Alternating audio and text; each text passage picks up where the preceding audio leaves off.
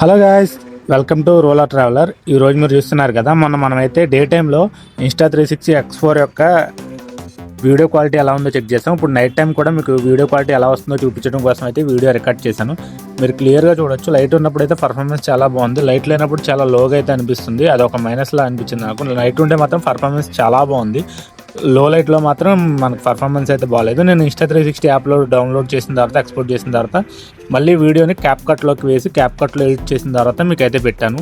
రా ఫుటేజ్కి ఎడిటెడ్కి పెద్ద డిఫరెన్స్ లేదు, నేను పెద్దగా చేంజెస్ ఏమీ చేయలేదు, చిన్న క్లిప్స్ని మెర్చ్ చేయడం తప్ప.